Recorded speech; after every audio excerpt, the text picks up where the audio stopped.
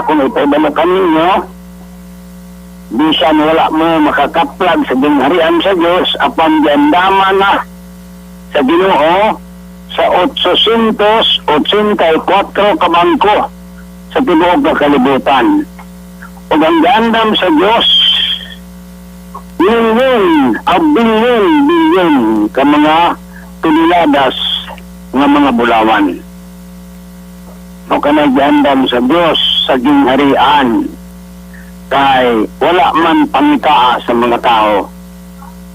Wala po sila masayod sa giandam sa Diyos, kay wala man sila masayod sa gingharian.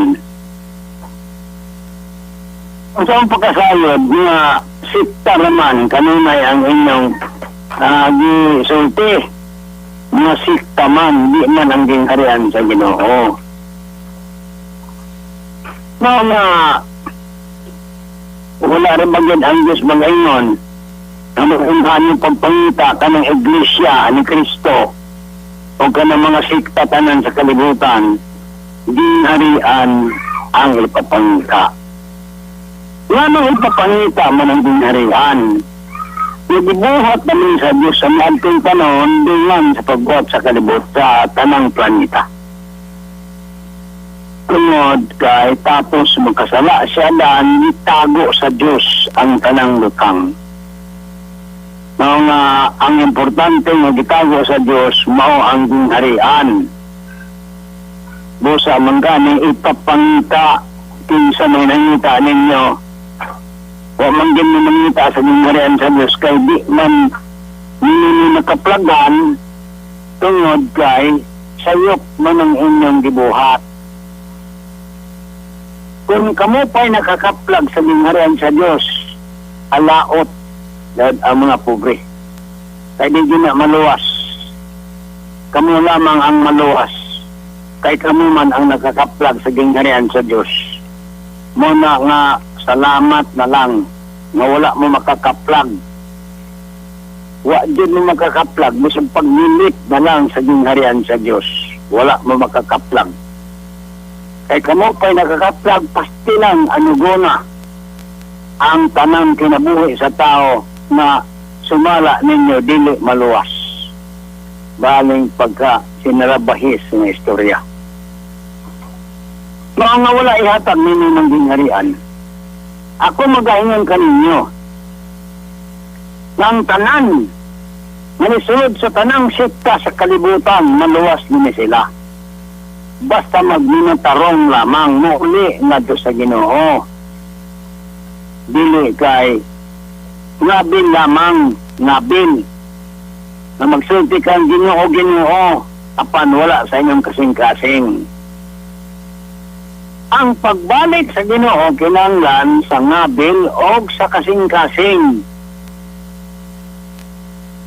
Nga Ginoo lang ang tanan, dili magpakasala nga kamura ang maluwas. Dakong sala sa kalibutan kana, dakong sala sa mga tao sa kalibutan kung magayon kamo nga kamuray maluwas. Naunsa nga man mag-ingon ang Diyos nga ngoy, ikaw ray maluwas. Apan di pabuhat sini sa arka. Manang walo lamang katao kay usara man karka ang gibuhat. Karon ang sakyanan sa mga tao ngadto sa gingharian sa Dios sa iyang gobyerno nga hapit na moabot karon. Mao ang daghan kay mga sikta tibuok nga kalibutan. Mo kana ang hinungdan sa pagtukod sa mga sikta. Maingon na sinuwi nagtukod sa arka. Muna mga kaigsuunan, manang ayaw mo pag-angkon-angkon na kamuray maluwas, maling ulawan ninyo sa walang mga adlaw, na kaya nyo matuman man diya kaninyo, ang diingon na tumpagi kami, anang dakong pangpang, magpatumpag na lang kamo kay maulo man kamo kayo perti mang ulawa na inyong gisinggit ni kamuray maluwas baling ulawa ana Di magpatumpag lang mo sa pampang, matuman ka ni. Ang kaigsuunan, matuman. Tungod kay, ang ilhanan gud ninyo, akong tug-anan ko kamo sa ilhanan, sa gingharian sa Dios, nga niya naman sa kalibutan, na magsugod magid kani. Unya sa 2022, di jud ko mamakak ninyo. Kay kanang 2022, mo kana ang tuig na ma-implementar ang gisulat dayon sa dinihog na si Cyrus. Muna, kay mo na ipagbalik ni Cyrus.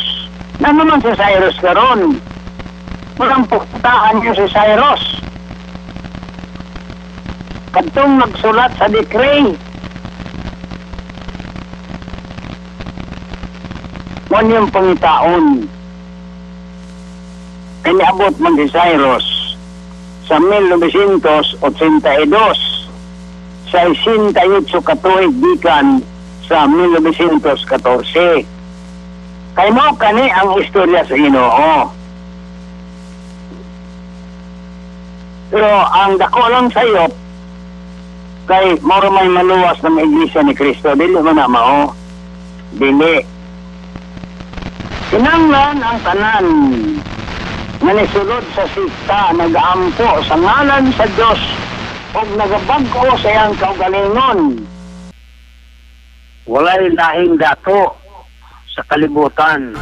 Kung dato man ang Japan, karon dato ng Amerika, dili makahimo sa Pilipinas.